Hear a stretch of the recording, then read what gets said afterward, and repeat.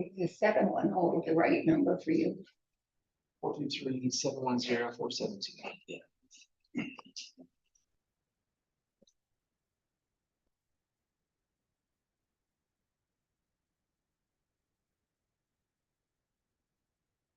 Didn't see anything different than that part. What is that? I want to follow the box. Well, that's, what happens when you have a start and you're like, Oh, okay. I didn't go get it because I got this earlier. I guess I better go get it.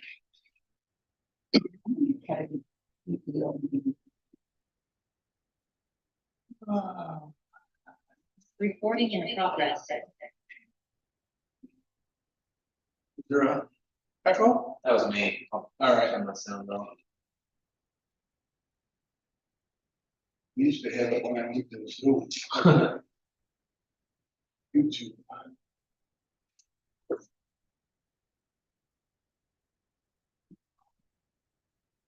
Does that give you what you need to join? Or to, I'll share. Yeah. Okay. So I don't need to look for what. Yeah, no, he said he'll give me control Okay. and then I can share it.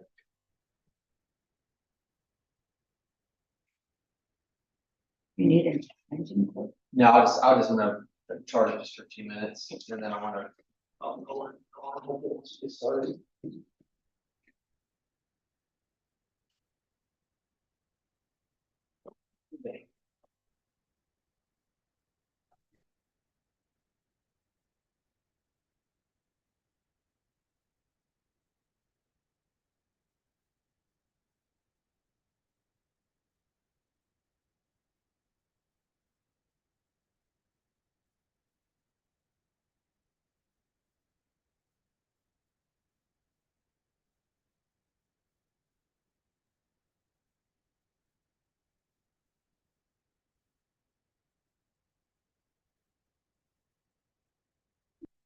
Good afternoon, evening, whatever the heck it is.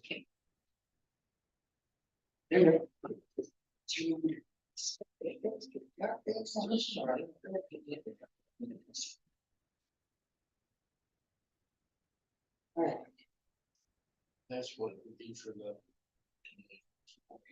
But we would have income with offset. oh yeah, well, as much as possible. I mean, it's tough to deal on how many people are gonna be sick and when they're gonna be sick, that kind of stuff. But they scheduled that. But, well, they do when they got vacation time and that. And so a lot is, will look towards this.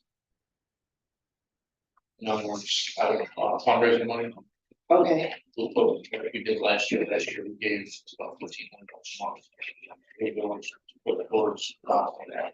okay, So, and I'm not sure. that's not exactly done yet. Well, yeah, they're gonna do it, we just aren't sure how much. Right. Basically until We have a hearing coming up for the basically question. until. Next Wednesday. Yep. Yeah. 6 o'clock. You check the time. Yeah. And this one's for 7 days a week, last year, 5 days a week. Yeah, 6 o'clock. Right here. So it's a 26. Oh, yeah, they just all, next, another thing. Okay. To, Okay, that's cost, okay, yep, yep, so. But, yeah, like I said, last year we did, Wednesday, Thursday, Friday, Saturday, Sunday, and Monday and Tuesday, we went with one person, and then this year we decided to go with just 7 days. And that's just our call from last month, and type it up. that's okay. What's that? You got, what's, Code 12 is a dead person. oh, just say that you made, Just keep code 12, there's no big ass will go from there. And then this was an invoice that was paid to Medics billing, they bill them for the balance of their ambulance call. Yeah. They suck it back, but this was known that she wrote out it, and that's what.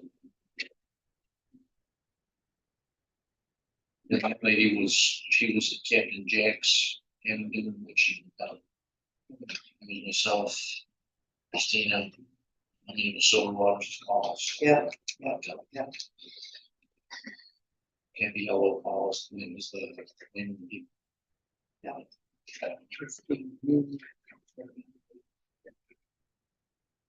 Cece? Oh, she's been playing. Really? Yeah, she's Probably your granddaughter's able to make their concoction. Really, they did a really. She was down the ball field. And This they last had Saturday. nothing all over their hands.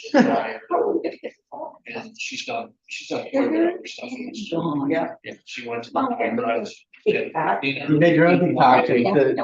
Did it really? Yeah. I think that the sugar and Dawn making the sticky stuff or staying shit off. And what it does is it kind of, instead of putting chemicals in your skin, kind of. Oh, really? Interesting. Sugar will do it until it's all Yeah. good. But salt can be harsher. Chris to the totally skin. to start practice for us.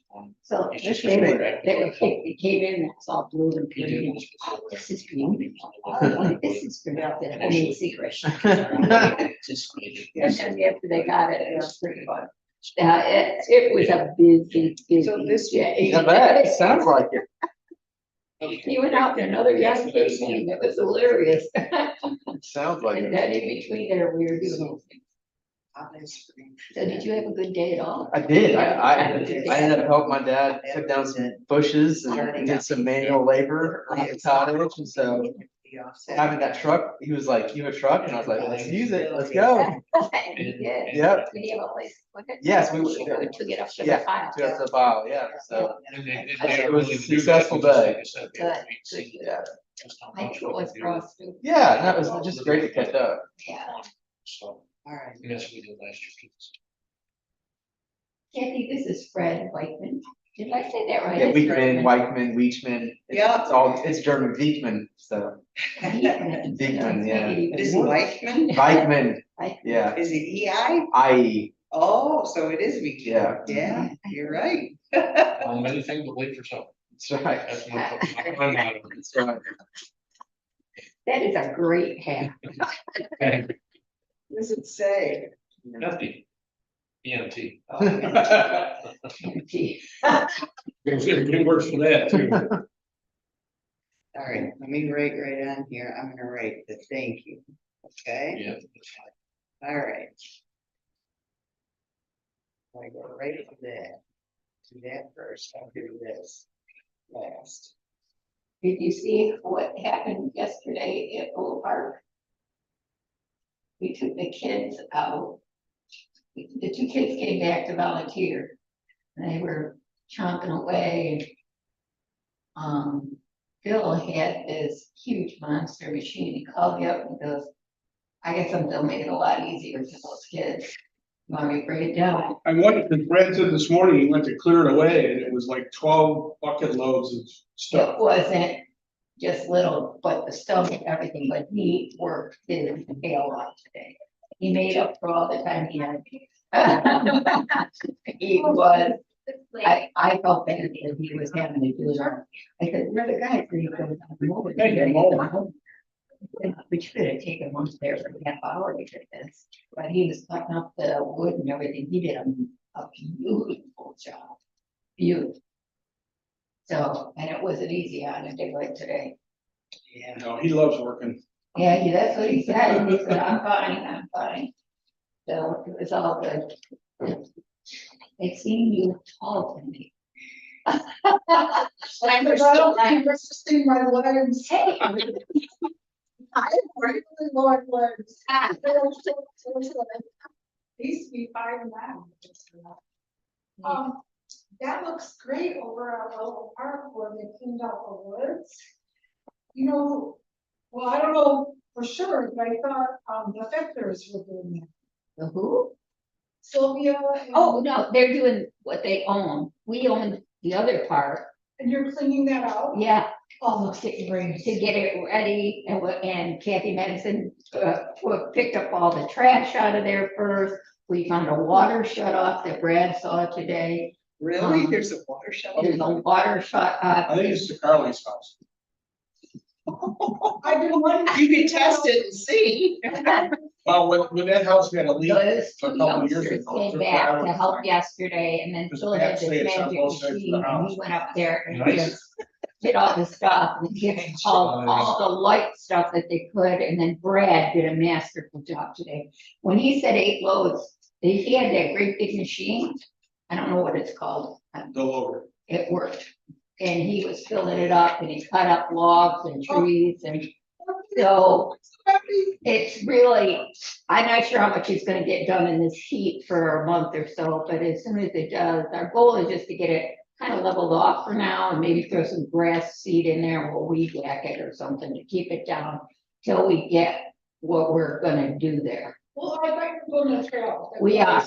And but we're not skilled laborers to do that. That's gotta come with the whole plan. Yeah, But it's gonna be, poison ivy's all gone, or everything is out of there that's too big for us, except for one area that we're gonna have to have a stump grinder or something for. well, I'll tell you, it sure would And be those nice. trees are beautiful. Yeah, they're all cut up. The whole thing is lovely. It's down. always been something that I've wanted to. Yep, yeah, I wanted to go down there and do it myself, but it's like, but can we get that right away opened up then, Dave? That's in a lawsuit. No, but we had plans to put some stairs going up and then down. That's all part of that lawsuit. Oh, it is? Yeah. Oh, geez. And I don't know where that is. Do they have to enable a screen share? Will he enable that? yeah, will Kevin enable the screen share? It's currently, yes, currently not, right? Right, he's not on yet. Okay, great. When you see another village of Sodus Point with no camera, that's kind of, Okay. It sure would be nice if we could get that opened up again. Where they're is it? trying. Just, Well, the planning board allowed, I don't know the name of the person, put up a fence to block off that right way. And, then the sales sued. And there were some negotiations, but then Dave talked, I thought we kind of, this has been going on for so No. long.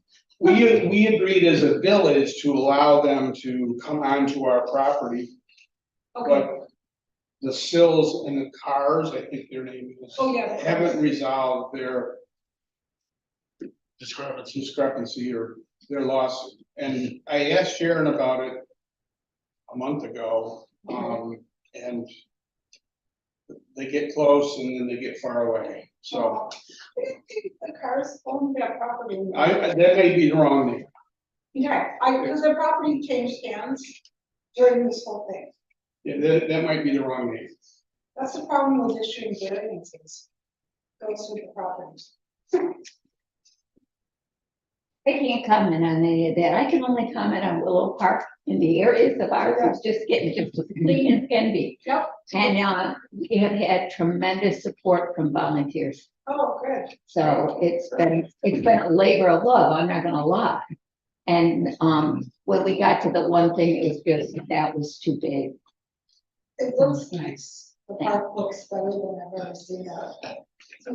That's all those volunteers and everything's working, and the swings are supposed to get put up tomorrow. Oh, So awesome. I've just given it a report. I'll bring down the little one to swing. We're looking at that tomorrow. It's supposed to be, they're supposed to be all in, Tim, the guy that was here before, is supposed to come on his way home tomorrow to set those up. So that'll be interesting.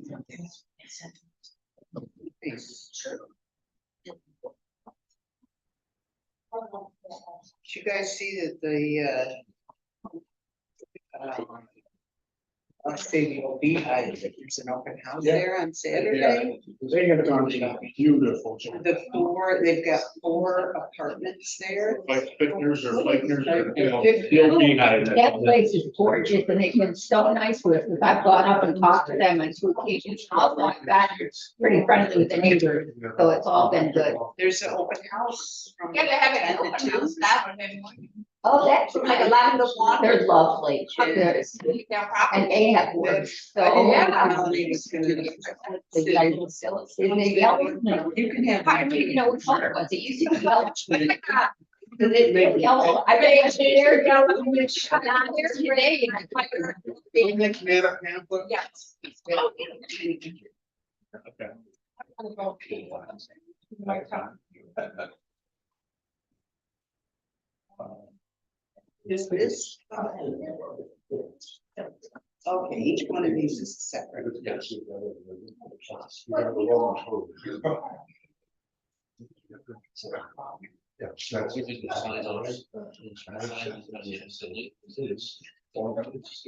Yeah. Yeah. Yeah.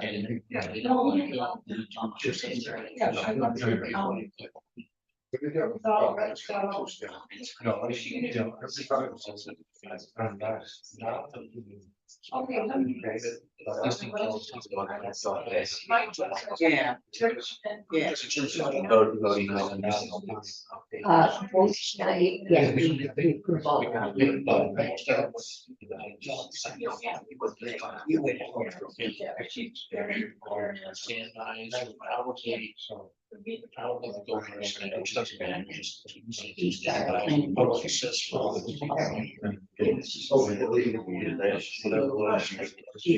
Yeah. So where's she at? Well, we could.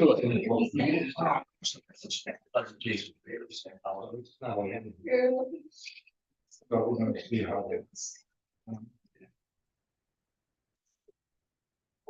Fortunately, to say, it's like I don't think a lot of sense. Yeah, I'm going to get You get your motorcycle, oh boy. That's great. Stay off the roads. Well, yeah, we can make this.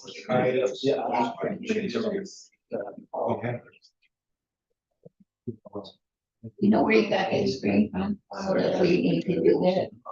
I know how I got this screen, but I can't find it. It's making the whole trying to keep up with it. Yes, I could do that. Yeah. people- But you don't need to do that till it's A bunch of things. 6 songs. Fred, I just called you, which is. Yeah, decided to.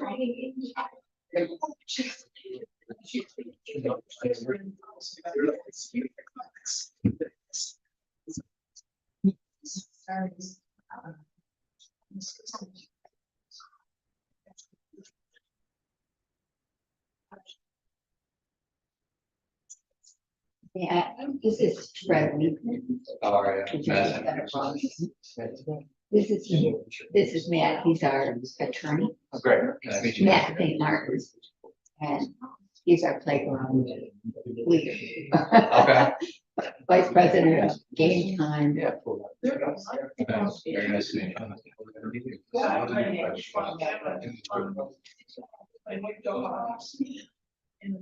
No. She's doing really well, so. iPhone. Or the license. Yeah.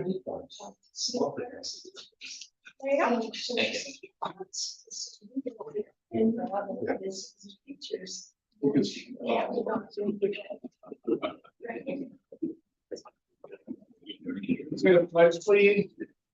I pledge allegiance to the flag of the United States of America and to the republic for which it stands, one nation, under God, indivisible, with liberty and justice for all.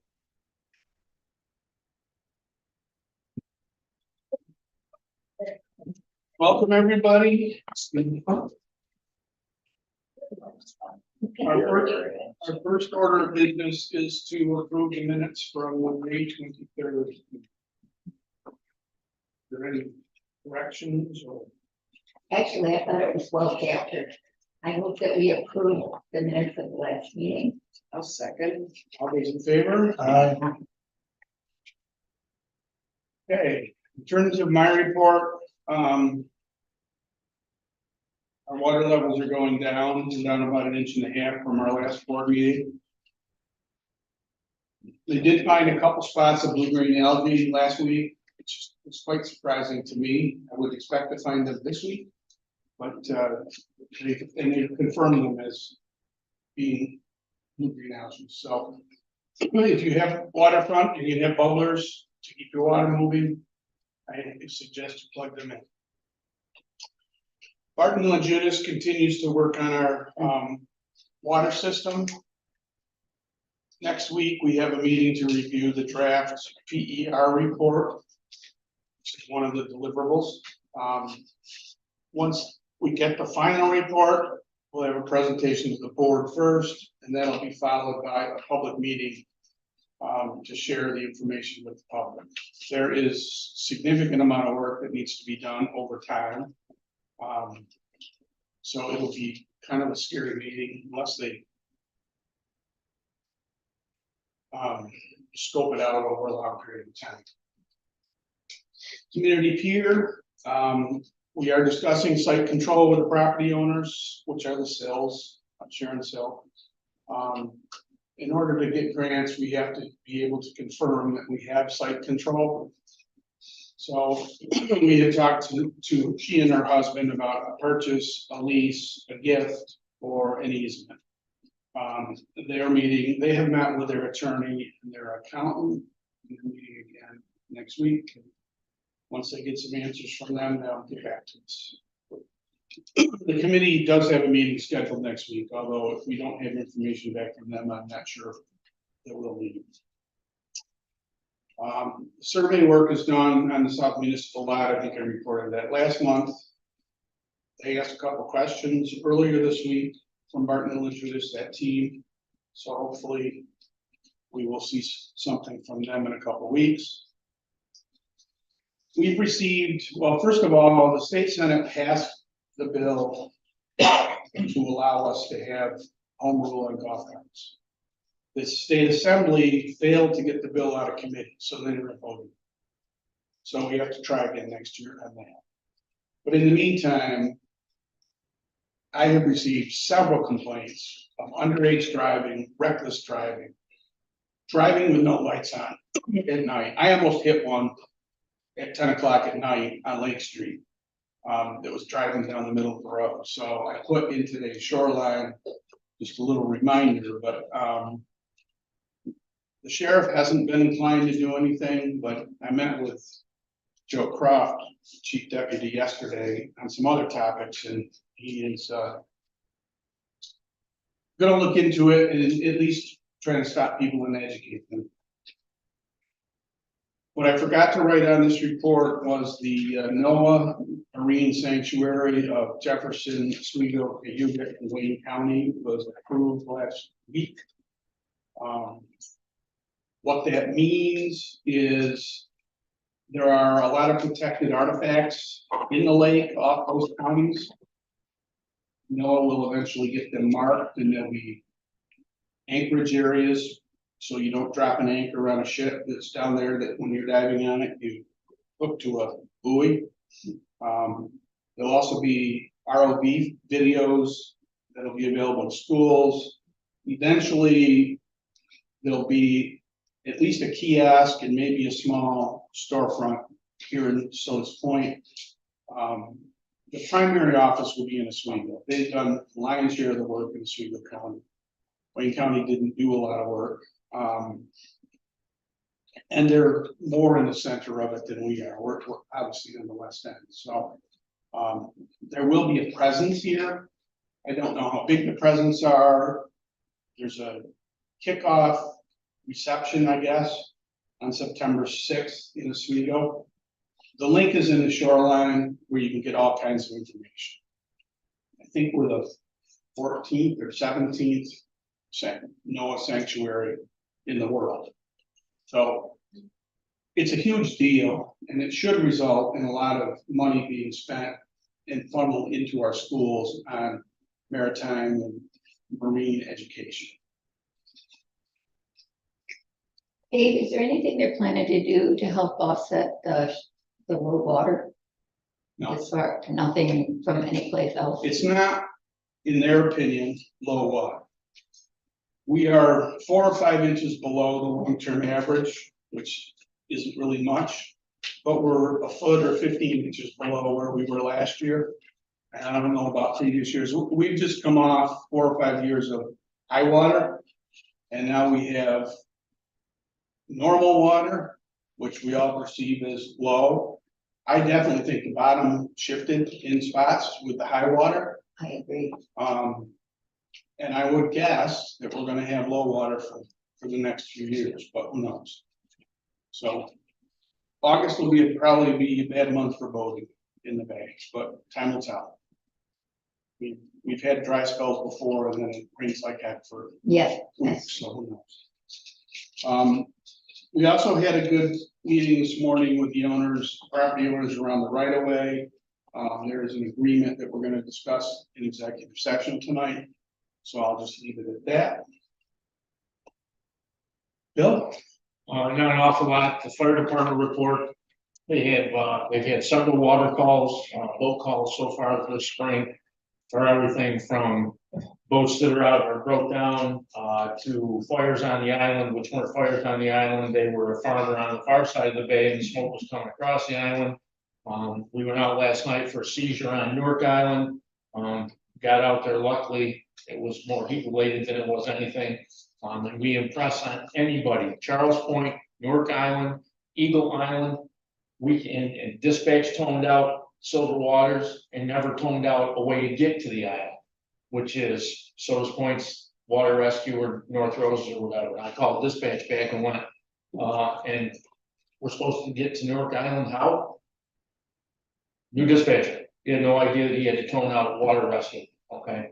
The rules are on Sodus Bay are supposed to be with the 911 dispatchers. Any call on the water, Sodus Point, North Rose, and Elton are all to be toned as a y'all come, excuse the expression. Okay, if we don't need them, we turn each other around. But that way, in that case, if we had to get her out of the house and down to the shore, there was only 3 of us went out. The skipper of the boat and then the paramedic and myself. It would have been a tussle. So I got a hold of the gentleman that's in charge of the 911, the paramedics and that. He was gonna sit down this morning with the 911 people over there, which Sheriff Milby's now in charge of, the EMS system over there. And have a chat and tell them, it's in the computer, pay attention to what the computer's telling. You know, it comes right up. So that was something we went through. The old time baseball game for the fire department down here this last weekend was, had a very good time, had a nice little crowd turnout. I think the fire department got or beat them, and then we played them in softball afterwards, and I'm pretty sure the fire department beat them in the softball game, but, last and not least, the fire department for the summer months has made a change in their trainings. They used to do business meeting, first meeting of Thursday of the month, and then the other 3, they did regular trainings, whether it would be water rescue or with the trucks and that. Well, they found that so many parents and fathers are out with their kids playing Little League, and they're just not getting a turnout. So they made a change to do a couple of trainings on Sundays. 4 hours on a Sunday, water rescue with other departments. So far, it's working out pretty good, but that's the change that they made. And they'll go back in the fall to when things calm down a little bit in a different direction.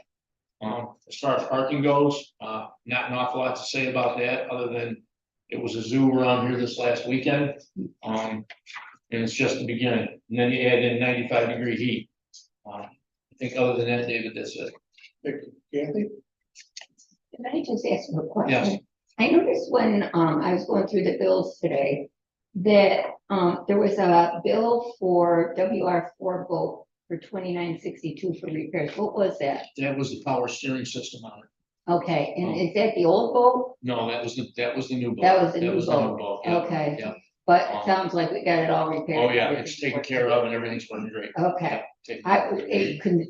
I wasn't sure which one it was. Yeah, no, That's why. that was the new one. Okay, awesome.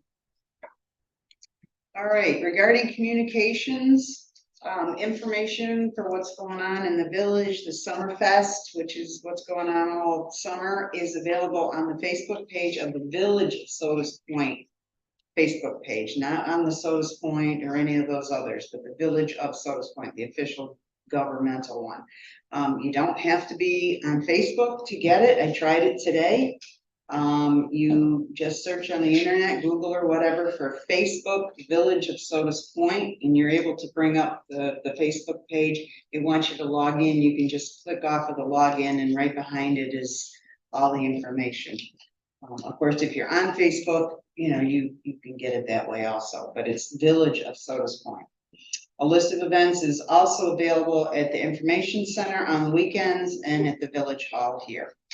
Regarding recreation, July 3rd, as you know, is a busy time here in Sodus Point. The neighborhood association is doing the kitty parade again this year at the fire hall at 10 o'clock, and the fireworks are at 10 o'clock at night, right? So have a safe and fun holiday on the 3rd and 4th and all the days around it. Regarding the ambulance, Silverwater's ambulance, there were 16 responses in May. 6 of them were billable. Two, the person signed off, there were motor vehicle accidents, they signed off that they didn't need a transport. 2 of them were a code 12. 2 of them were standby. 4 of them were a public assist, like helping somebody up or something like Back in that. bed, such as things like that. Yeah, things like that. Silverwater received a thank you with a check for a payment that was forwarded on from MedX. It says, "Thank you for the amazing case care I received. I can't say enough about the level of care and concern." That was from somebody who was assisted. So I'd like to enter that in as well.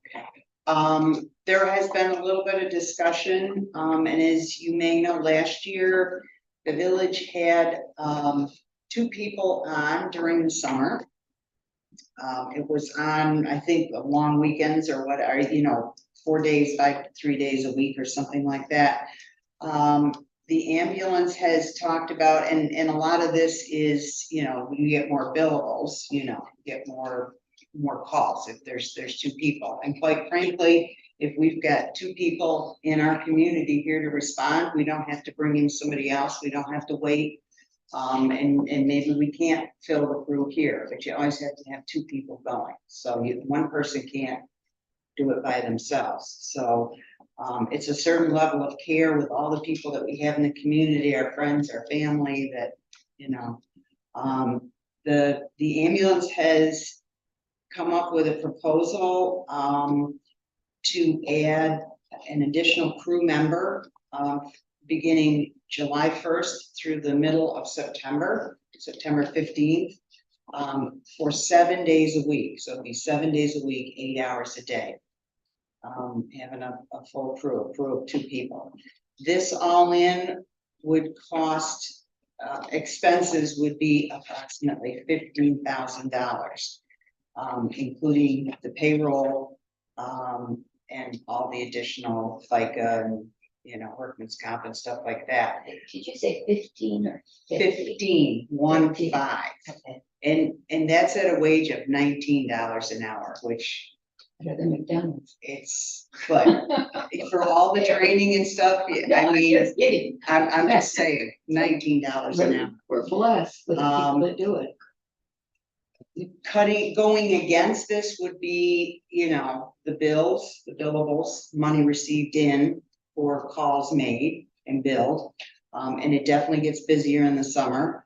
Also, Silver Waters has offered that they are going to also make a donation towards this. They don't know fully the fundraiser. Is at the beginning of August 10th? Yes. August 10th. Fundraiser. Is the fundraiser here in Sodus Point, and there'll be more on that, but I will say that too, there's a fundraiser, it's a clam bake, as it was before, and it's at the, Gun club, check that. Country club. at the golf. At the country golf club.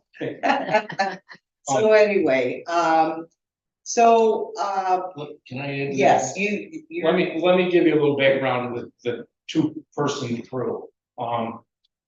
Back in March, we had a call and we had a regular medic on, and we had a guy that was down here just doing some time to kind of touch himself up a little bit, get some training in. While they were both here, we had a cardiac arrest. It came in as a seizure on Featherly Drive. They went up there. When they got there, there was a gentleman down in the driveway, and there was a nurse, which was a neighbor, that was doing CPR. She saw the accident happen. Apparently, he was cutting a log hit him in the chest, traumatic injury, down he went. Within 2 minutes or so, she was doing CPR on him. They toned out for our ambulance crew, which was here in the station. They had a 4-minute response time from the time of the call till the time they had our Lucas, which is our mechanical CPR machine on. Paramedics showed up and they brought back his pulse, and she said that it's probably one of the finest natural resuscitations as far as CPR goes that she'd seen. There was no medications given to him. It was all because of the people that were involved up front. That gentleman, by the time we got to East Williamston on the way into Rochester, came back to completely and said, why am I here? What am I doing? They took him into the hospital, they got him ironed out. And it was all because of the amount of time that was saved without having to bring ALS in here. We had instant, you could say the stars were in a line. Yeah. Everything was right. It was witnessed, there was somebody there to start CPR. And that's one of the things we're trying to do. We know it's not feasible to put 2 people on year-round here in the village of Sodus. It's just not cost reliable, or however you want to say it.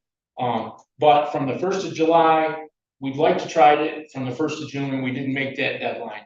But the 1st of July until after Labor Day is our busy time here. And that's the main reason we brought it up. You don't ever really know. You know, last year we did 414 responses. That's the most we've ever done. The year before that was 325. But you don't know from year to year. I mean, hopefully we're a healthy community, you know, in that sense. Right now we're on track for about 250 this year. It's the way it's going. But that's the reason for where we're going with this period of time of 2.5 months.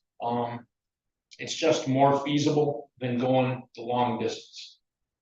You know, and plus you got the county local, and we're trying to stay away from that. We had a gentleman that's taking his, well, he took his AEMT, advanced EMT. He's got to retake, he's got to refresh because he didn't pass the medication part of it, which is awful to try and pass anyways. He's going back this fall and he's going to refresh so that he can get it. When he does, then we can become ALS here and we can take care of a lot more of our stuff than what we're doing right now. Sorry, stop it. No, it's really good. You're better at explaining that than I. So basically, this would add approximately $15,000 to the budget, which works out to be, the previous 2024-25 budget was $69,300. Total budget with the second person would be 85,000, a little over 85,000. Monthly, that just brings it up, what is that? $1,200, something like that. Do you need a motion? Yeah, so I move that we approve this with the $1,200 additional. Well, We approve the budget as outlined. for the second person. For the second Yes. person, definitely worthwhile. I'll second that. All in favor? Aye. just, you know, I can't have to abstain because I'm the director of operations. I can tell you how, I can tell you. That's all I have. That's all I have. Thank All right, you. I'll be short and sweet. Highway department, you know, obviously getting things ready for summer, everything's in full swing. There've been 5 brush collections so far. The next one's gonna be June 24th. That's coming right up. That's Monday, I believe. They put down over 100 cubic yards of playground mulch. Mulch of the Greg City beds and Wickham Boulevard is to be done, which I think they've actually started on that. You know, the roadside mowing, mulching that stuff down, banner, the hometown hero banner hanging, clean the catch basins, striping the roads, weekly mowing, trash collection, tree work, and we starting to get ready for the 4th of July week. A lot more stuff on the list. As always, any questions, please reach out. That is all I've got. Okay, Lori? The LWRP, the mayor and Sharon met with Bob Murphy. And I believe we're waiting for the Lake Road and Route 14 concept plans that we're doing this week. The week of June 15th. Have you had anything? I know that I haven't seen anything, but I know that Sharon was talking to Bob this morning and she has received a bunch of Okay, material. so we had held the bill for that. Yeah. And until they get together with it. It does look like it'll go into a longer process because of the addition, but it's still going forward. Yeah, Sharon's applied for an extension. Park playground is just about done. Hopefully the swings are gonna be up tomorrow afternoon. We've had great support from volunteers to get things up to scale. And we have just a little bit more to do. I'd like to say a special thank you to Phil Leone and the two boys, and I can't remember both of their names, that volunteered. They came yesterday morning. Phil saw him. He had a magic machine and went up and cleared out all the rest of the trees with these kids, and it's quite a difference. And you can actually vision what's going on. So that was, or what we might be able to do with that property as we get it going. The neighbors were wonderful. And then Brad had agreed to clean up the rest of it. We took the easy stuff, but he had about a 5-hour job this morning, and he was out there cutting trees, cutting up logs, getting them in a loader and hauling it away, because we didn't have any equipment that big. So I'd like to say a special recognition to Brad for that extraordinary effort on an awful day. The planning board, I reviewed their meetings and attended the meeting they had on Monday night. I'll leave it at that. The climate smart communities, I attended the Sodus meeting on Monday, and we're still working towards the EV stations, but nobody has heard anything on that. So. You never will. The great state of this. We got a grant for it. Nice. Yeah, In terms 3 years of, ago, and then they took it back, and then they got. yeah. In terms of Kevin's report, in May, he had issued 13 permits, collected $2,591. This is when he turns in his annual report to both us and the state. So last year, he wrote 118 permits and collected $22,035.30. I don't know what it says. All right, public comments. First, anybody in the room? Okay. Good evening, I'm Marissa Schneck, I live at 8183 Margaret Road. And I would just like to comment and or ask what, if any at all, is the vision to quiet down our traffic this summer. Dave, you already brought up the issue with the golf cars, and I know some have license plate, the majority that I see do not. Neither do the side-by-sides, four-wheelers, dirt bikes that I see racing up and down Margaret Road specifically. Then there's just regular licensed vehicles that the 30 miles an hour appears to be just a suggestion, you know, it's optional apparently for most of this village. I don't see it here. I have friends that live on John Street. John Street is what, 5 houses long? There's speeding on John Street, there's speeding around the loop, which, by the way, did you know the loop is not a one-way street? You can just, you know, pull out of your driveway if you don't want to go all the way around and just go the wrong direction on the loop. And I'm on my bicycle, and this big ass dually black truck is coming right at me. So it's just a little frustrating. I don't know if the numbers still hold true for Margaret Road. I just pray to God, we are not gonna be that community that has to have a dead kid by the side of the road when they're riding the little bicycle down the street and people come flying around the corner from 14 and Bill's the first house, I'm the second house. So it's not that much of a distance, but if they're doing 50 miles an hour, by the time they get to my driveway, we have a problem. I spoke to the chief deputy in the sheriff's department yesterday and asked them to step up their speeding enforcement. So, and he agreed that they would do. And is there, speed week or, you know, can we have a citizens weekend where we all get out there? I feel like sometimes we should have like checker flags or something. I thought about putting yellow lights out there at caution and buying some of those fancy things. Is there any way in Cape Hatteras, they have a winter speed and a summer speed? Is there any way we can adopt that for 3 months of the year? Not yet, but it is something the state legislature was working on. I don't have the final update from what they passed, but we could.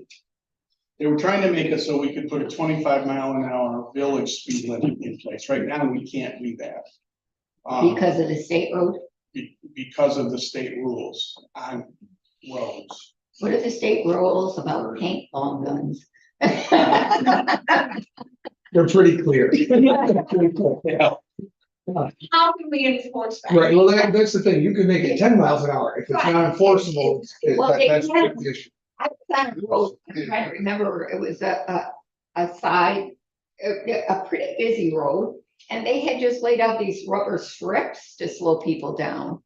And I thought that was ingenious. Can we buy some of those? Are those things we're allowed to use on those roads? We are allowed to use them, and we're looking at those, particularly from Wickham Boulevard.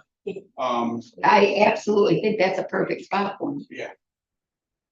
And we would probably try them there, and if they work, we could extend them. I But think it's they need to be temporary because we don't want them down when we plow, so. Right, that, well, these are definitely temporary. I think East Rochester had them.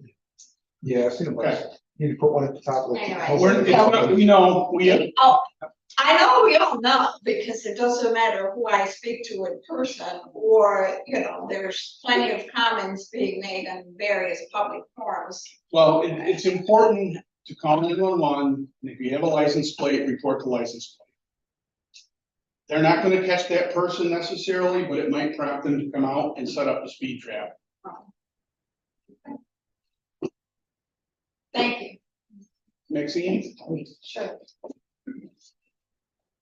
So I have just a couple of questions. So if we didn't, so the state isn't allowing home rules here, is that, can you elaborate on that? I don't understand it, because a lot of the stuff that we do is, In order to allow golf carts on our streets, okay, we need to get home rule for vehicle and traffic golf carts. okay, so it's just that Just- portion Yeah, of, okay, I didn't understand that. yep. I just want to reiterate again how beautiful Willow Park looks. It really looks lovely, and whoever's doing the work down there is doing a great job, so thank you for that. I understand that you're gonna, well, first of all, what I really came to say before, Dave, you said something about us meeting with the property owners on the right of way, is that at the last village board meeting, Kathy Barretta stood up and yelled at you, Dave, about not getting that survey done. Survey got done. But the Barrettas have decided that they're not gonna move the fence. I am not for any negotiations. If the public has anything to say about this, where it's marked is where it stays. And you can see where it's marked, which is exactly where it's been on every single map that we looked at. The stuff in the water is their property line. It's not the right of way. And I feel, you can go into executive session, but I think there's other people in the room too that feel that we're done negotiating with them, okay? When I was on the board, we took those signs up, we allowed the area to be roped off so it didn't go, because the right of way does kind of go a little bit further to the water. And we did all that, and it didn't work. They just ignored it. So I'm just saying, when you go into executive session, I think there are many people in this community, and you can see the signs because they're still up, want that right of way open. And it's just unexcusable that these people can't be cooperative. They lost. Thank you. Anybody else in the room? All right, Dave, could you please talk to her? It's not us. Could you please answer her? It is not the Berettas. Answer her, Dave, It's your please, fence. please, answer her, You could open the gate right now. answer her. You could open it up now. It's in the Okay. hands of No. legal. Matt, can you address this? Please. Not really. Yeah, well, I think we should talk about the executive session. I'm done. Good. Bill, Good evening, everyone. Phil Leon, 7573 Fifth Street. I did see it, sit in a meeting today with the mayor, the supervisor, and Berettas, and the Hughes and the McKinney's, and it was very amicable. There is a plan to open the gate up, so yeah, it'll be addressed, so just be patient, Maxine. I've been patient for an awful long time. Maxine, I live over there. Okay, enough. I see you drive down the streets or walk down the streets, so, it was interesting to hear Marlies tonight with, the Margaret Road situation. I bought a property over there last year, and it seems that people accelerate coming down the hill heading Or going up the towards hill, the lake. or zigzagging up and down my And it's road, it doesn't matter. Which, I mean, really prioritizing some kind of shoulder on that road. Or just no safe passage, Lake Roads and are really different. Margaret Road is a steep hill, I put my driveway at the very, very bottom of it, just for like a sight for safety for myself, but. These fishermen, I never, I've heard it through the years, but being over there and watching it is just incredible. So, yeah, if we could get a patrol there on a Saturday morning at the bottom of that hill, I think we would get out pretty quick. Because I mean, it wouldn't be hard Or to get there. 7:55 AM on golf tournament days, when you see really- private vehicles in golf shirted people coming down and then turning I on, mean, it's like a you know where they're headed, disregarded road. it's For sure. terrible. We do see patrols on Lake Road, but Lake Road, we have plenty of width there to facilitate putting in a 4-foot wide shoulder from, the village It's to not that. the Four Corners. I mean, we've got a wide shoulder on 14 where it hits the Four Corners. If they could be extended either side of the road, it would be. I don't think it would be that expensive. We have a brand new excavator, a brand new roller, brand new dump truck on order.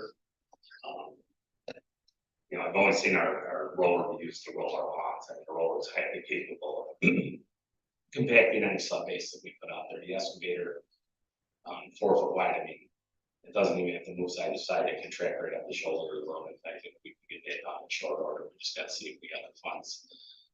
I can pull scale on it.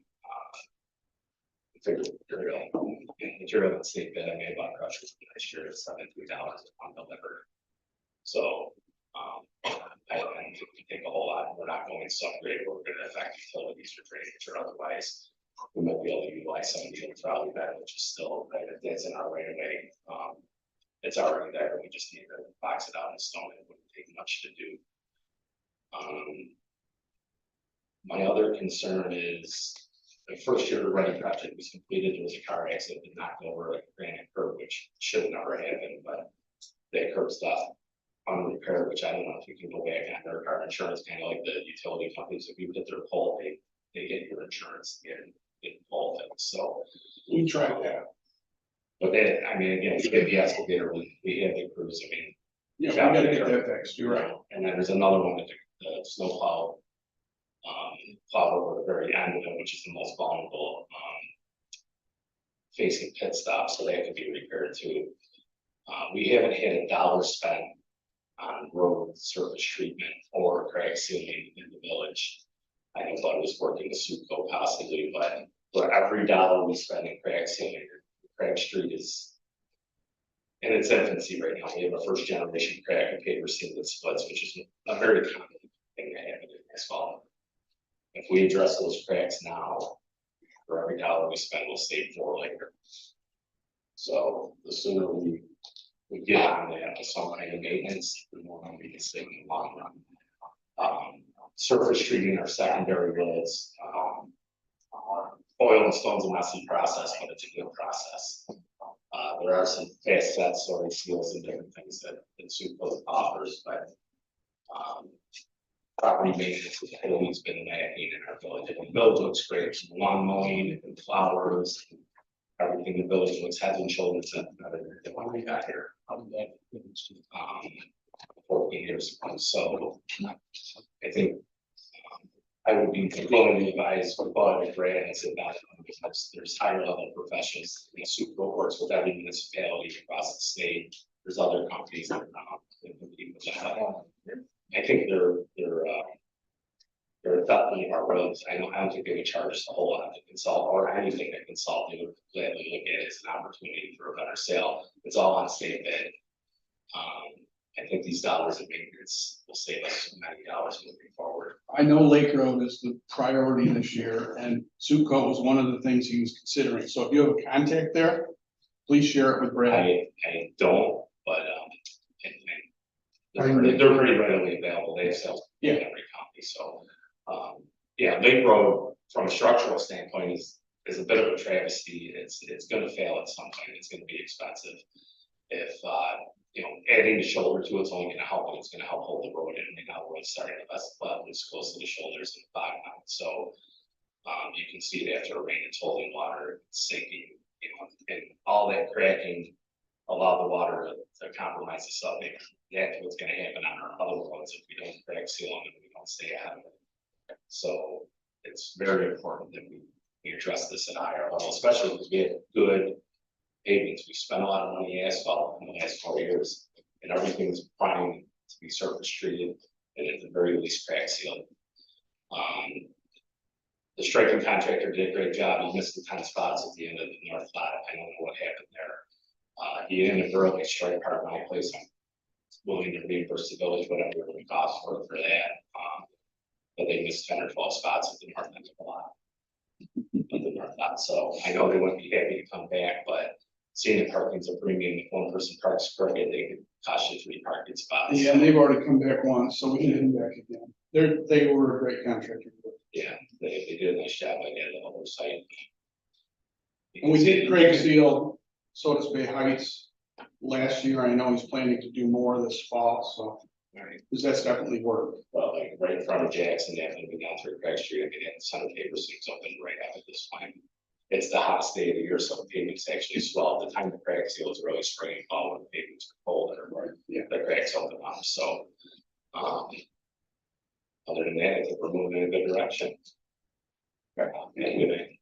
Anybody else in the room? Yeah, the Beretta being 510 Wickham Boulevard, just to address what Maxine Appleby was saying. Yes, we were waiting for the survey. We did get the survey. Very nice people from the village.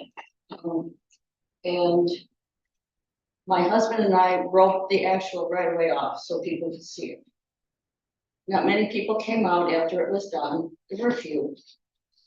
Very nice people came and talked to them. It came out into like a triangle. So we called the village, decided that we're working with the village.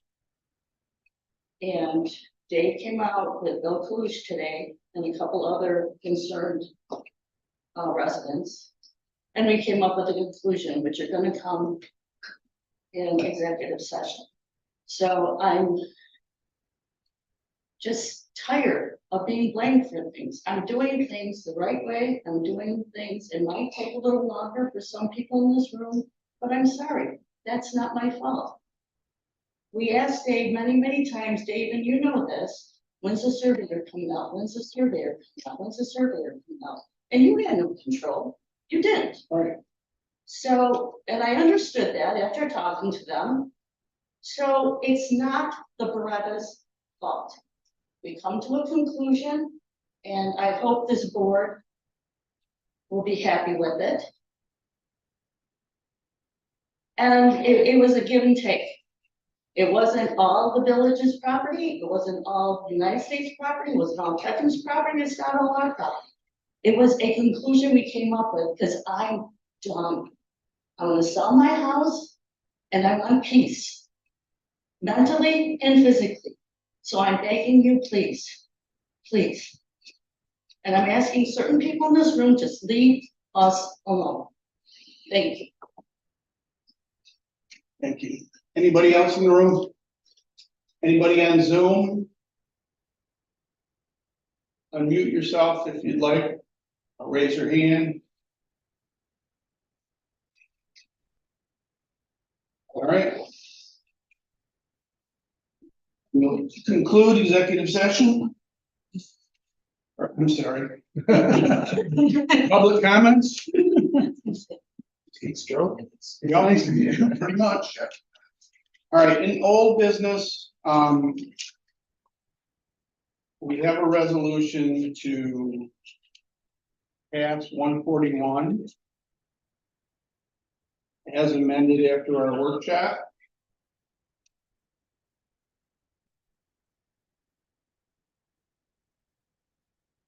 Here's.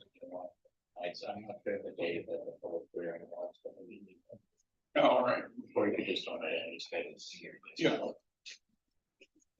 At a regular meeting of the Board of Trustees of the Village of Sodus Point, County of Wayne, New York, held at the Village Hall, 8356 Bay Street, on the 20th of June, 2024 at 6:30, whereas a public hearing was held, at which time and place all interested parties were given an opportunity to be heard. Now, on the motion of somebody, seconded by somebody, therefore be it resolved, local law 1 of 2024 be as follows. And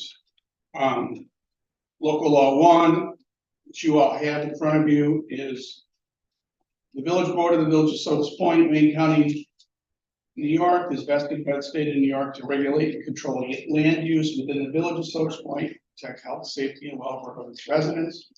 It is the intent of this chapter to regulate businesses and related activities to promote the health, safety, and general welfare of citizens of the Village of Sodus Point. Chapter 141 of the Village Code is amended and set forth as the proposed chapter annexed here 2. Any of the provisions in the foregoing local law to be decided by a court having jurisdiction to be unconstitutional or invalid, the same shall not affect the validity of the foregoing law as a whole or any part thereof, other than the part so decided to be unconstitutional or invalid. This local law will take effect immediately when it is filed in the Office of Secretary of State in accordance with Section 27 of Municipal Home Rule Law. So we have a motion. I'll move it forward. I think that you did a great job getting all the changes in there. I went over it piece by piece. I think there's ways, if we find it not right, people have a way to appeal. We can always redo it. I think that there were probably more than 200 people at some point that had input to this. I don't find anything in it really unfair. How are you sitting? Well, I don't love any of it. I never liked That's the conservative in me. I don't like government involved in my home. Yeah. And that's just that. But in and of itself, with the changes we made, it's acceptable. As long as we're not targeting individuals And I don't see based that. on who they are and what they are, and we're just trying to keep things in a general tidy order. I don't see a big problem with it. I do see a couple of things with the with defining a marina. I think that's a zoning issue. I don't know why that has to still be in there. I just, I think that's.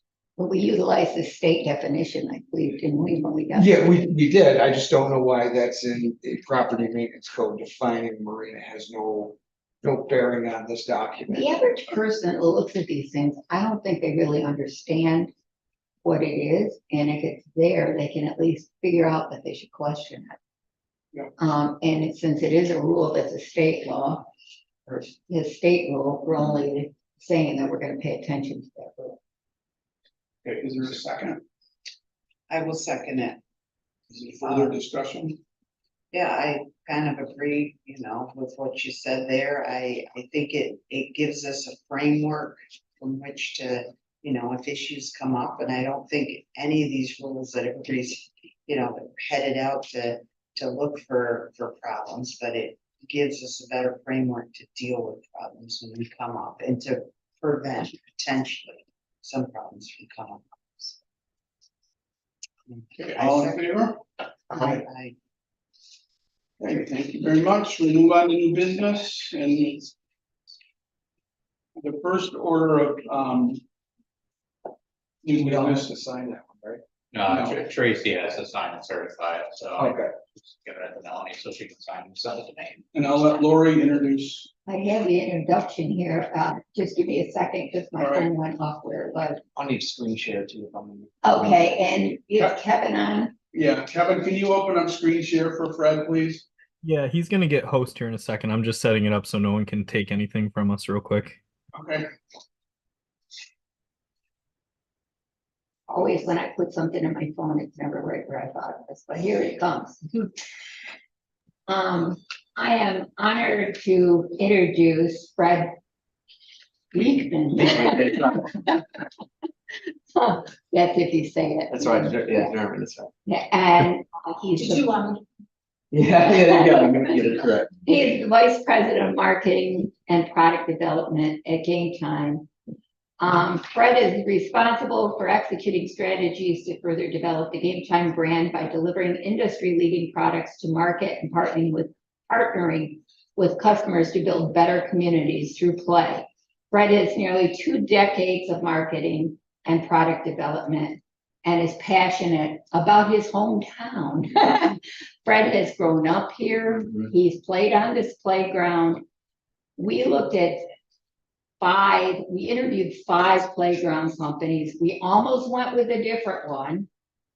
And then Fred came in and blew us out of the water with his presentation based on what was exactly what we felt Barton and LaJudith had brought up.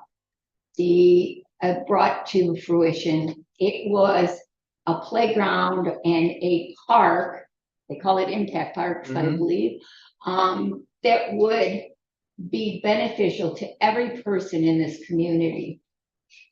And Fred is passionate. He's got all kinds of degrees. He's got all kinds of different things, but most of all, he's easy to talk to. He listened. And all the other playgrounds, we had a document that this committee, by the way, the committee is fabulous, that works with me on this. There's 25 people that have been busting their buns to get the park so that it was safe, number one, and beautiful. Everybody has done their job. Everybody comes to the park to do what they need to. If they say they're going to do it, they do it. They may not be able to attend every meeting, but they'll be there to find out what it is. So we're proud to say that we are partnering with Game Time as part of Willow Park, the Friends of Willow Park, and Fred is here to talk about why these parks are good for villages like Sodus Point. And he's helped us tremendously so far, and I only see more coming. So with that, I guess I'll let you take that away. Well, it's a very, very kind introduction. Thanks for having me here. I'm from Chattanooga, Tennessee, so if I sound a little different, that's why. Little southern twang. But as Lori mentioned, I grew up coming here to Sodus Point. I've spent, I think 44 of my 46 years I've been here. There's only been a few reasons that I haven't been here each year. So I've grown up riding bikes and hearing the road issues and thinking about my own kids now who come up here.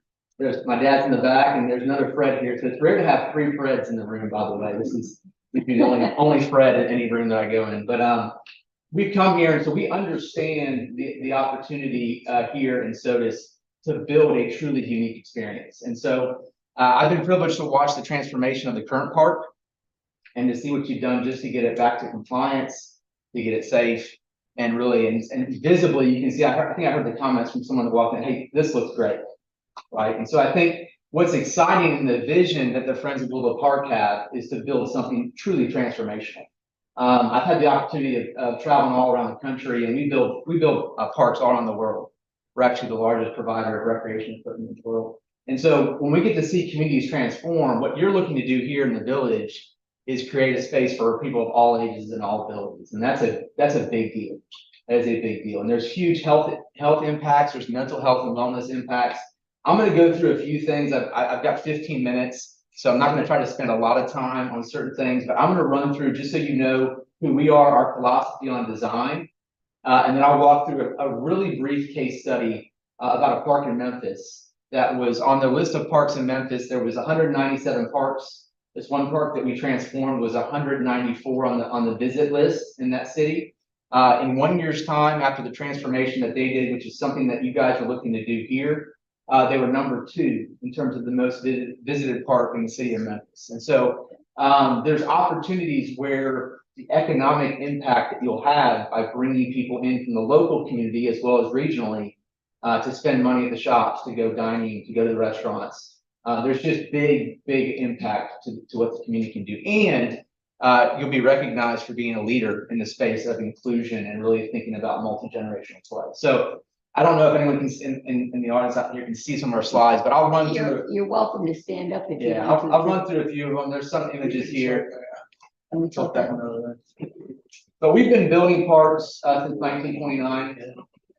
As Lori mentioned, I've been doing this for almost 2 decades. I have the privilege of working with a lot of very talented individuals that focus on design. And so we think about design in our parks, and three fundamental elements we come to when we think about a park design is having beginner, intermediate, and advanced levels of play throughout the entire park. And so we bridge that from the child all the way up to we say 8 to 80, you know, and really that's we actually go from 18 months all the way up to 100. But 8 to 80 is that sweet spot in terms of design. Is there something for everyone to do in that park? And we also believe play is a great equalizer. It can build a bridge, and we can see face to face. And so we came up with this design. I think my dad was actually in the room about 10 years ago when we were ideating on this expression swing where a child and a parent can swing in the same swing. And so you get that face-to-face experience, or two siblings can swing face-to-face. And so having an opportunity to think about what does that do for community is it just bridges the gap. And so we have now swings where 2 adults can be face-to-face in a swing. And so we're just thinking about how do we impact the entire family? And we think about this through design and everything that we do and everything that we build. And so when we're thinking about the design and really working with the Friends of Willow Park, we took to heart, how do we make sure that Adrian here can get from the ground up to the top of the slide by himself? He can leave his wheelchair behind and he can slide down the slide by himself. Like we think about designing elements where we use the sugar material so he could climb up himself and not have to be assisted up even without his wheelchair. And so we've got elements of this, these designs. Here's a park where the child there sitting on the left-hand side was in a severe auto accident.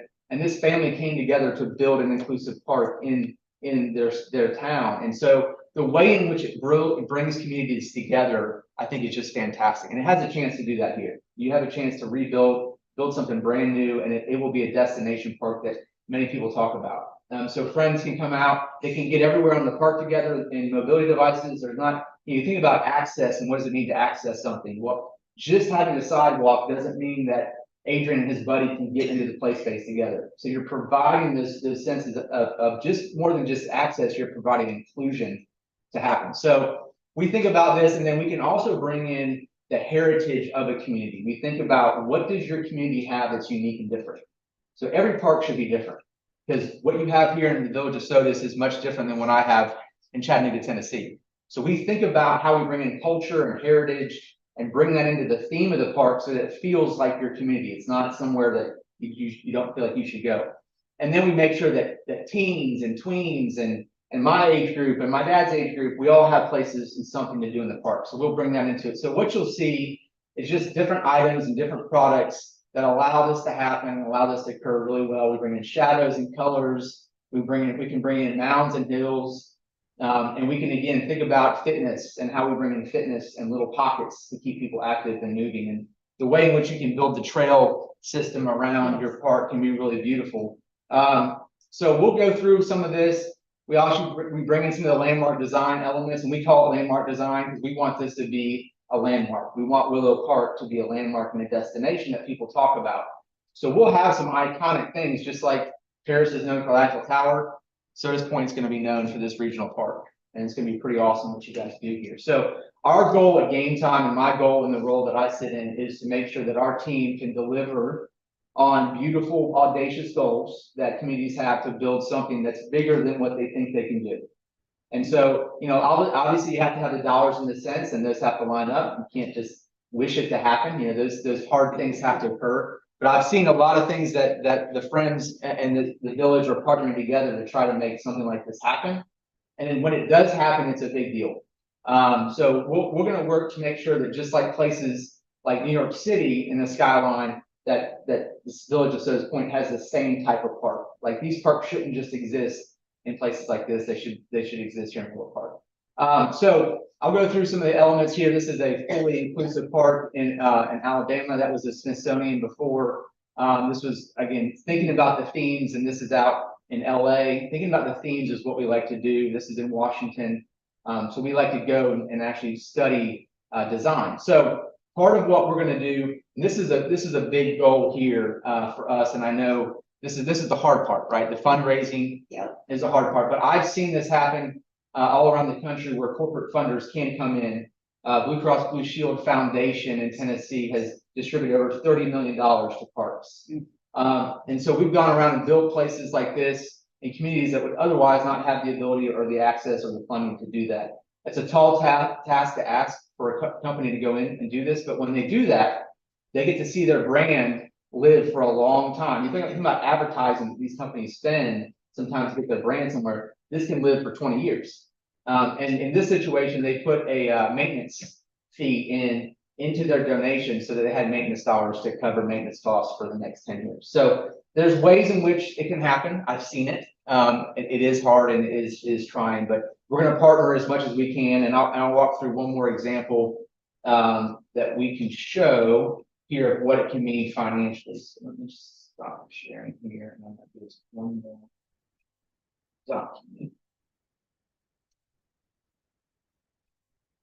So when you think about, we have a division of our company called Impact Parks, and this is the element that we try to work with to attract funding. And Lori's doing a fantastic job of cold calling, knocking on doors, sending out flyers, sending out mailers. And the goal is that we land a company that sees the vision for what this is. And so as we do that, what we're able to do as a company is transform a community. And so this is a park here. I mentioned the Memphis Park in Tennessee. We actually had the same type of thing that you all were doing here. Community member meetings, getting together as a council, getting the list of things. What does the community need? What do they not have? What will attract the most diverse and the most beneficial people to the park to take care of the park? And what you find is the community takes care of the park. I mean, you think about how do you take care of someone? When the community's invested, they take care of the park. And so some great stats. This park right here had over the year 3, they had over 100,000 visitors. And so, as I mentioned, they transformed it from almost the last on the list in parks to number 2 in the city.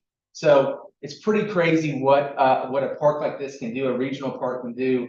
And when you look at the economic impact, some of this you won't be able to see, and I'll make sure Lori has a copy of it. We look at how far people travel. So you can see the chart down on the left-hand side shows that less than 1 mile, 1 to 2 miles, 2 to 5 miles, 5 to 10 miles, 10 to 50 miles, and then 50 plus. There's over 10% of visitors that are getting hundreds of thousands of visits that are traveling over 50 miles to get to the park. So when you have something like this where children of all abilities can play, people make it a point to go see that park. And that's just, again, where the economic impact to the local community can be great. Here's the health savings, and this is what Blue Cross Blue Shield calculated. They did a huge factor, they did a huge study, a multi-year study, to say over the percent of people that were physically active in the park, and they did a dwell time, and they calculated some things. They said total estimated health savings in this local community was $1 million.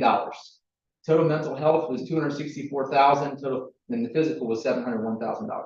And that's basis on the fact that a lot of people that were in the area were not active at the time.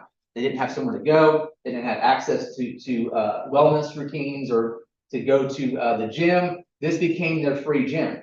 And so the impact can be huge. It can be lasting, and it can be measured. We can actually measure it. And so this group, what we can do, if there is a corporation that comes in, we can actually provide this valid data. Here's what your investment's doing. Here's the number of visits you're getting. Here's how it impacts your brand. So a lot of things on corporations, but it's not the only way to get a park done. Because most of our parks are built without corporate funding. So we'll find ways, hopefully the state will come, we'll write grants, and grant writing. There's multiple ways to do a park. Most of our parks are not through corporate funding, but the ones that are, when they do happen, it can be pretty special. So regardless of it, if it's a corporation that comes in or not, we're gonna service this park and do our best to make sure it's a lasting place. Here's the other thing I want you to see in terms of stats. The estimated age of visitors. And this is breaking down the mold of thinking that parks are just for ages 5 to 12 or just young children. You can see the percentage of people visiting the park are throughout every age group. Somewhat balanced, obviously more in the less than 18 and the 18 to 34 makes sense because why? They're gonna have the young kids that are most likely there, but there's still a large makeup of nearly 50% are 35 and older coming to these parks. And so as we build things for everyone to do, you get a better turnout, you get a better family experience. So that's what we've got proposed here. And here's the opportunity. Great work. You guys did the process, did the due diligence, to understand what does the community need and how can we maximize that area, that Willow Park area? How can we make it multi-use, enhance sledding hill? And that was one thing for the winter time because it's not just open in the summer. How do you rebuild and reshape this to where there could be a sledding hill? And so I know the community took a lot of feedback. What's most viable? How can you provide safety lines and access and have fencing and all the things that you guys did? And we took that and we digested all the things that this community has. What we found is there's a huge agricultural industry up here, and there's a huge boating industry. Now, I guess it's on your seal as well, right? I could have picked that up easy if I would just come in here and looked at the seal. But we heard a lot of this from the committee, and so we designed a park that had nodes to farming and boating. And the way in which we thought about this space is building access points for everyone to get to. Making sure that, again, a teenager who often comes to a park just to maybe skate has more to do than just skating. They can participate with their younger siblings and their older siblings, having things that are entertaining and fun. And then obviously the most important thing is making sure that every child in that circle can access every part of that playground. You know, you think about, a lot of times you see pathways, and just like the one that you guys built many years ago here that have been in a lot of parks, you put the bricks down, right? You build the bricks, and what no one thinks is how we're going to have to maintain that over time. and over time, it's going to become unstable and it's going to become no longer compliant. You know, you can't get a wheelchair over it well. Someone with a walker can't get through it. All the things you don't intend actually end up happening. So our goal here is we transform it to where a child, or what we see more often is a parent or grandparent that has mobility challenges that cannot access their grandchild. Now you provide that access all the way up to the highest point, and you can get anywhere in this park. And so that's one of the big things about the inclusive side of things. But we just think that thinking about if you have a little splash pad area, it doesn't have to be massive. It doesn't have to be a ton of water. You can provide this little amenity that has a nice little splash pad and can provide that cooling sensation on a day like today. It would be heavily used. But then when you want to close it down, it doesn't look like anything's wrong, right? It can quickly go away, and it can be an area used for gatherings and family events and other things. So we can multi-use most of what we have designed in the park. And then the tower that we created here, I see a lot of towers out there, and what we spend a lot of time doing is thinking about a child who has not just in a mobility device, but has cognitive challenges, social, emotional challenges. Do they have places to hide out? Do they have places to get away and get comfortable? And so we look at the whole child, not just physical, and make sure that someone has something to do here. There's also a communication board where there's children with communication challenges where they have adaptive switch technology. They can actually go find things on their own using their own communication device to find places on the park.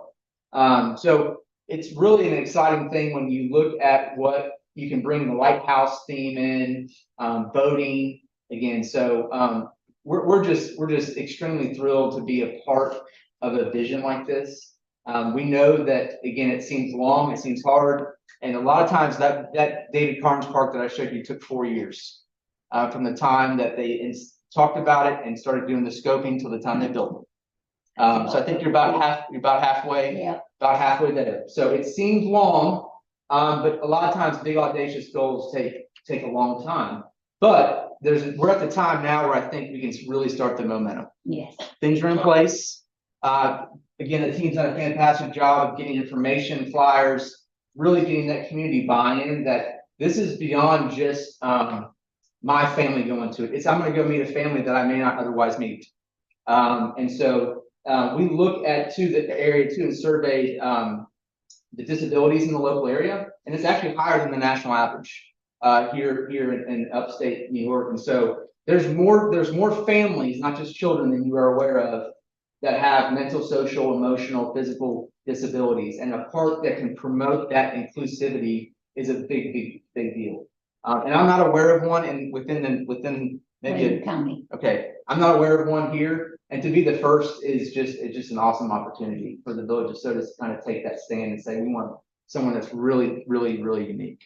So we're happy to partner with you on it, and we'll make sure when it comes down to executing, we have our local rep that actually lives an hour away, so you're not reliant on me in Tennessee. Can be here anytime, and I know And she's Samantha's been doing a great job. So here's just, again, a few more elements of the design. We've got access points where that bottom material is a flexible material that children can crawl on or climb on. And it's more comfortable to get up to those higher points. And so, and there's grandma going down the slide. that's right. We want grandma to get up there to get on the slide. A sensory slide for children with cognitive ear issues on the bottom right. So we think about that as well. And so we're just, again, super excited to be working with you on this. Thanks for having me. And as this goes, hopefully you'll see me more. There's the zip line. Yeah. So, and that's a fully inclusive zip line here, because you can, again, a child can get locked in. If they have, again, upper body or lower body challenges, they can be secured. Every child then can use that as well. So a lot of work in design. A roll-on whirl. Both for active and able-bodied users as well as wheelchair users can get access to the world. And then creating just, again, unique spaces. And again, I love driving into Sodus Point and seeing burn apps and all the places and things that this community has to offer, and then seeing them in the park and the way in which you can kind of bring that together is pretty exciting. Here's a communication board. So I don't know if we want to get into all this or not, but that's. Thank you very much. Any questions I can help answer? Or? I think what you're seeing with the data, Western New York with the El Segal Center, and it has a lot of support with children with disabilities and adults. I had a neighbor in Spencerport that lived in Chicago, both attorneys, and he was from here, he was from there. They moved back to Rochester because of support and that for the disability. So I think that might be a lot of the driving force there. Yeah. Fred, could you talk a little bit about splash parks and where they've come from in the last 20 years? Because it's been a real concern when we go out. And that doesn't mean, because we're discussing it, doesn't mean that we're going to have one. It doesn't mean that we won't. It may be something different, but these are all things that we're talking about. And that was one of the big concerns that was brought up. It's about having a splash pad. Yeah, and how that's taken care of. Yeah, so splash pads are a bit, they're a bit different than obviously just a traditional park. Because you do have to think about filtration, you have to think about sanitation. You have to think about, do you recirculate, or is it just constantly new water? So there's some different avenues you can pursue, and we would look at both of those. We would do analysis to say, all right, year one, if you had this type of filtration system and you were going to renew it, this would be it. Or if you're going to recirculate it, this would be it. So we can kind of do some cost estimates. If you're not bringing large dumping machines, if it's more sprays and water features that come up, it can be much easier to maintain. Not a huge draw on water. So it's how you design it. Some communities, you saw one that we had it was a massive splash park. I mean, slides and big huge water, and that's a big infrastructure. So we can do it to where it's misters or it's features or it comes down. I mean, it's as much or as little as you want to have. And there is something about those when you do it, if you do it right, where on a hot day like this today, or it gets even hotter, that people are still out in the park because that's the amenity they're going to come to. So they're still going to come, they're still going to go shop, they're still going to do the things they're going to do because there's that type of amenity there. And then once it's wintertime, or if you don't want it to be open, you close it down. And a lot of those things are gone, so it's easy to maintain at that point. And could you talk a little bit about the maintenance when, of the rubber Yeah. mat and that sort of thing, and maybe, how we can steer it so it's easier to maintain? Yeah, so the unitary surface, the poured surface has become extremely popular. We own all of our companies. We actually own the material all the way through the distribution and installation. So you get the same level of service on that as you would on the playground. Sometimes people pair that off and you gotta deal with this person and deal with that. So we own the full thing. And the advantage there obviously is not just access, but maintenance and long-term. With the engineered wood fiber that you have out there now, you're always gonna have to refurbish. I mean, every year you should be. Often you don't. Often communities don't, because it can be expensive. You look at their budget line item, you're like, I don't know if we want to spend a couple $1,000s for engineered wood fiber, so you don't. And then it goes on for years, and all of a sudden someone's out of compliance. They have nothing but dirt, and then someone gets hurt, and then there's a big issue. The unitary surface maintains that fall attenuation and maintains it for a long time. And our goal is to make sure that you would have very little maintenance that would have to be done over a 10-year period. And so you're putting a lot of investment on the front end, but then the maintenance as you go over the next 10 years is much less, much more diminished. I heard talking about asphalt, sealing up asphalt roads. If you do it right on the front end with poured in place rubber surfacing, you minimize. And the way in which we do the borders and the paths, we could really follow a mow line. When we think about that from a landscaping maintenance too, we can actually follow the trail of how the guys would be on the mowers, guys or gals would be on the mowers, and make sure it's super efficient.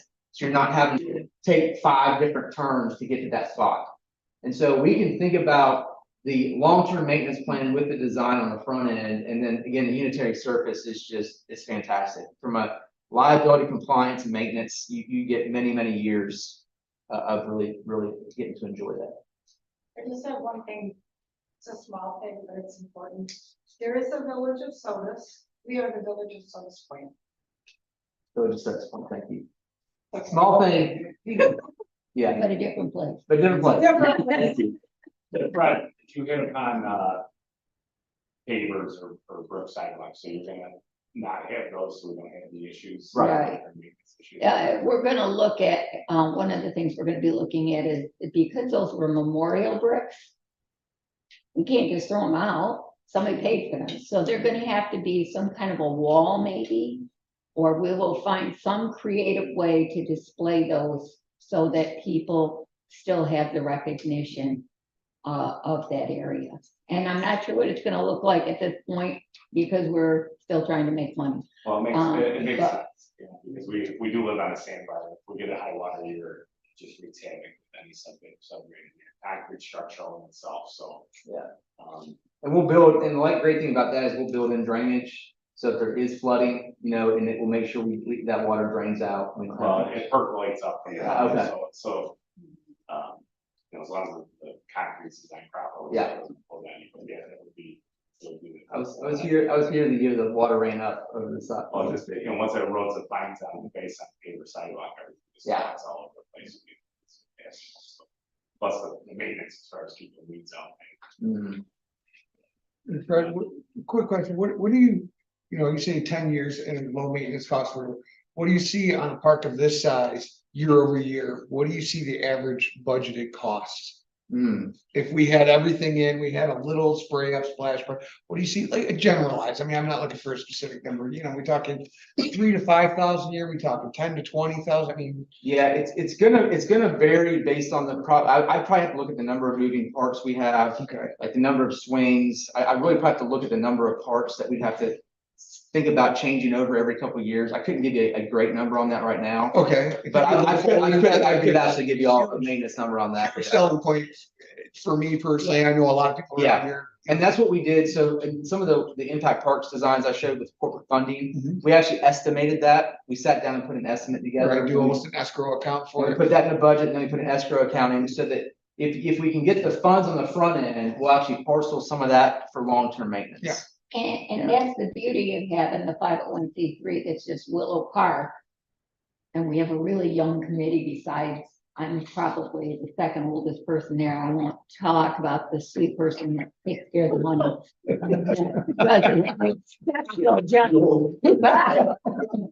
does an exceptional job. But anyway, that committee will continue and it will grow on the other end. And so I'm real pleased with, we have an amazing committee. That's all there, everybody does what they say they're gonna do. And you can't ask for better than that. And if your kids are doing something, they do it.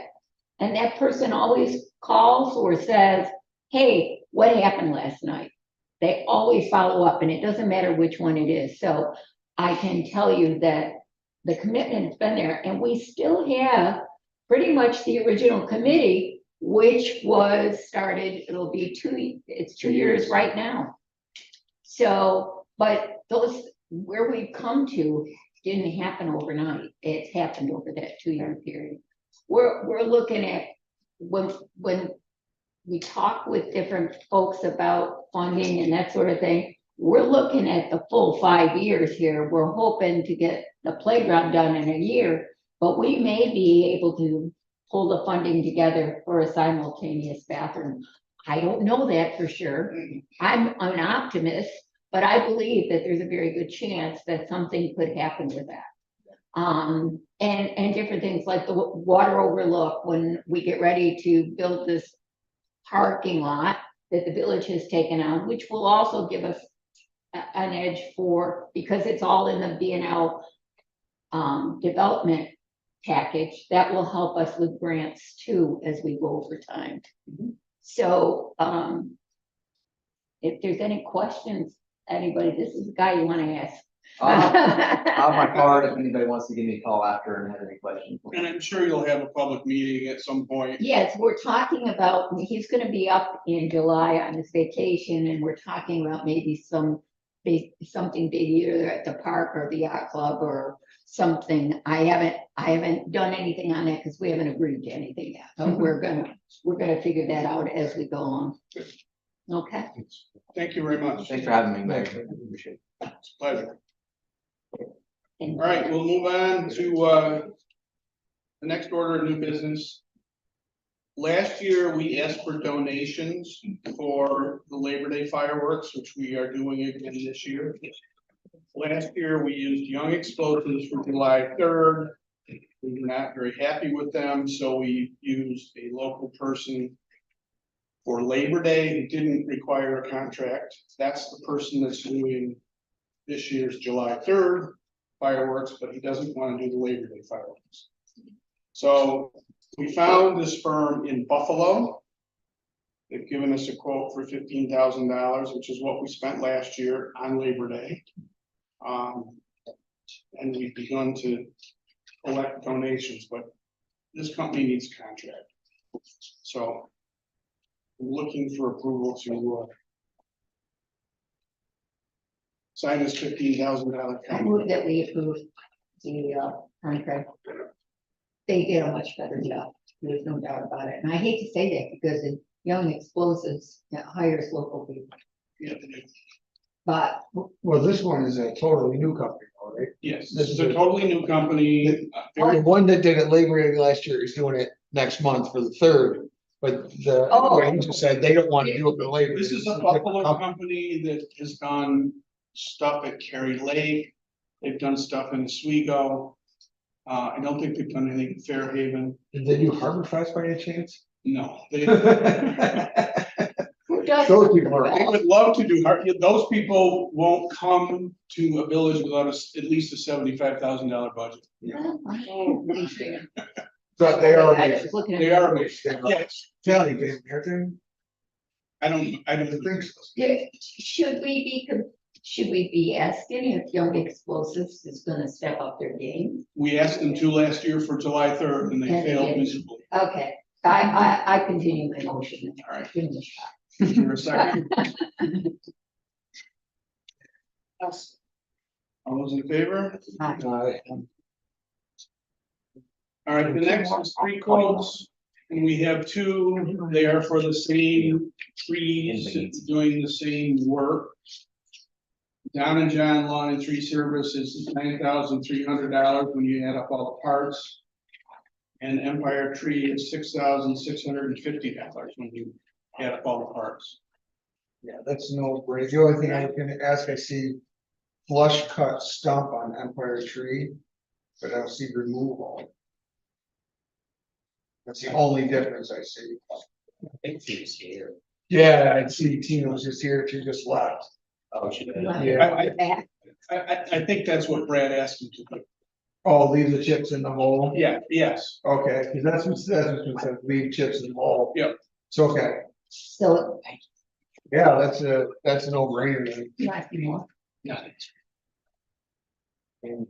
right, so is that your motion? Yeah, I moved that, we hire Empire Tree at a cost of $66.50 to, take care of these, tree issues. Second. All in favor? Aye. All right, as our insurance renewed, Yeah. the agent sent this notice of highway defects model law to us. It suggested that we approve that. I just really want to make the board aware. Matt needs to look at it and really put together our version of it, but this is coming. Okay. So, It's what I assume it is, it's pretty common, it essentially says that in order to have any kind of liability, that somebody had to put it on prior notice of the defect, prior to seeing before. Said, hey, there's a sinkhole in the road, you did nothing. okay, the next order of business is security cameras. Yay. The first one says Mark Jones Senior Park, and it's for $752, and this camera will look at the brush dump that's down there. What do they do with the brush truck? We have contractors dumping stuff there. Ah, We have a tremendous amount of stuff, not necessarily coming from the village, being dumped in the village. we have electric down there, or is it run on solar? We have electric at the wastewater pump station, lift station. And he'll communicate using a cellular modem out of that lift station to our existing network. The solar works well, The solar works well, very well. and then we have Mark Jones Senior Park for $1,339. This is in the park itself. This is where I'm very concerned. That park is getting more and more use. And it's off the beaten path and not really visible to anybody. All of these cameras would be connected to our existing VPR, for lack of a better word. Also an NVR. What's the longevity, what's the warranty? I don't see anything about that. Who's gonna look at just if somebody, If something happens, the police will be able to go back and that's what happens today. They come, when there's an incident, they come knock on our door and they go through the recording for the cameras. how many have we got down at Willow Park at this point? There's 4 cameras down there in one house. Okay, in one house. The third one for $708 is to get a camera on the ball field. 2 of them actually. One that looks at the field itself and one that looks at this. Calls them pavilions. And then the last one is wastewater and highway department.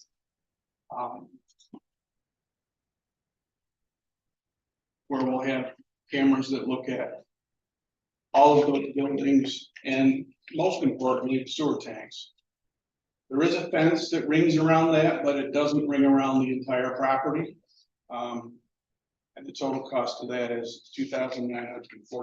I should have added these up. Okay, that's what I was saying. Is there any kind of warranty with these cameras?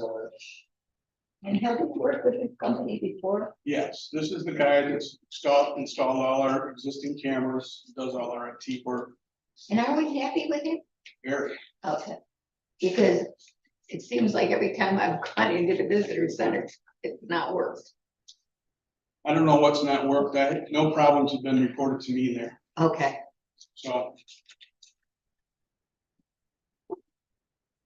If they're having trouble, then we need to know that, okay. but I don't think they use technology down there. Well, Their stuff is being recorded there and then broadcast up here, it's on, there's there's a monitor, and the monitor, it can be turned off. okay, It's just there for troubleshooting, really. okay. Thank you. I don't know what the warranty is. Okay. I mean, I'm not totally against this, where we pulling this from in the budget. Another thing I'm asking, We'll pull some of it from parks, some of it from highway, some of it from wastewater. There's 4 systems here, is that how many? Yes, yeah. $5,748. That's what it came to? I was just gonna add that. And we can do some of them or all of them.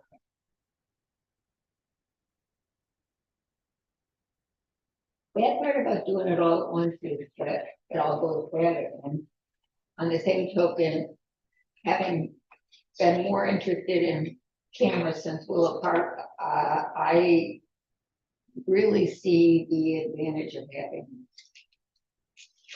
But they're only as good as if you can make them.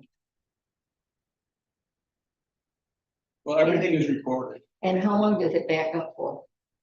months.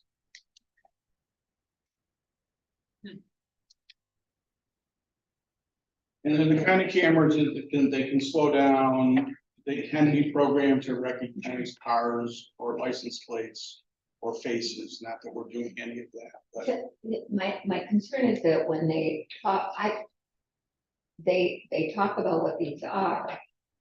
A bullet camera, does that move around, does it look, I didn't, They're stationary cameras that are focused on a general area. And you can zoom in on the image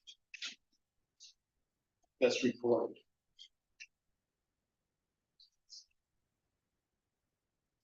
well, they've certainly come down a lot in the last 10 years, that's for sure. I mean, I think from a safety point of view, for a lot of reasons, I do too. it makes sense to have And these. you're gonna pull it from their budgets.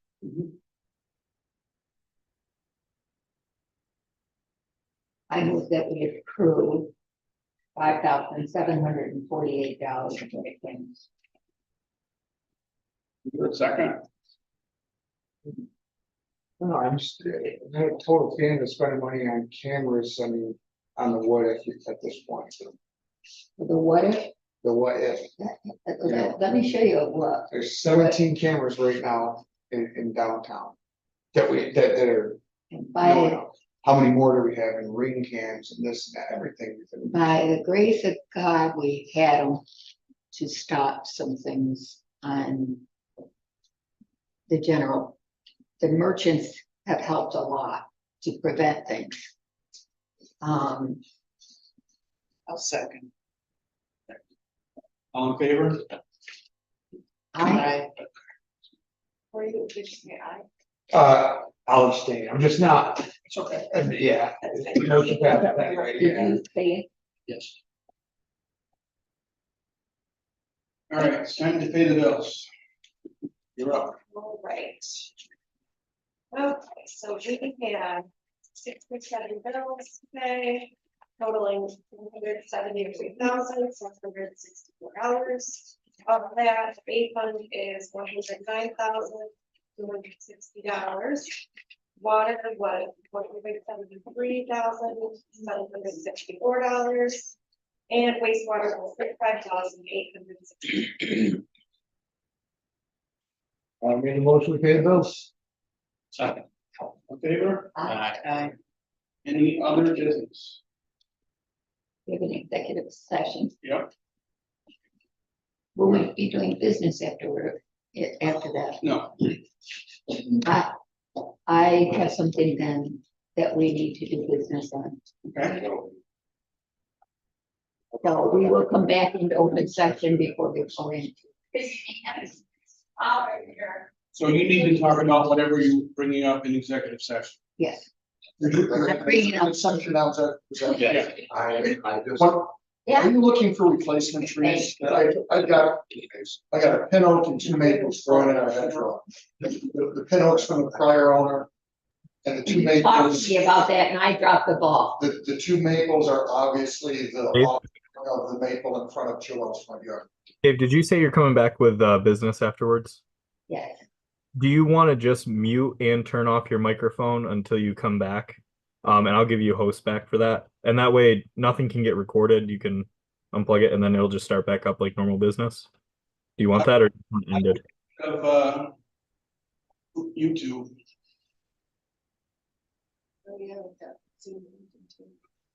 And then just mute, and I can tell you real quick if you mute your mic, I can tell you if I can hear you or anything. All right, go ahead and talk. If you're talking, I can't hear you at all. Yeah, I can't hear anything. So I think you guys are clear to go ahead.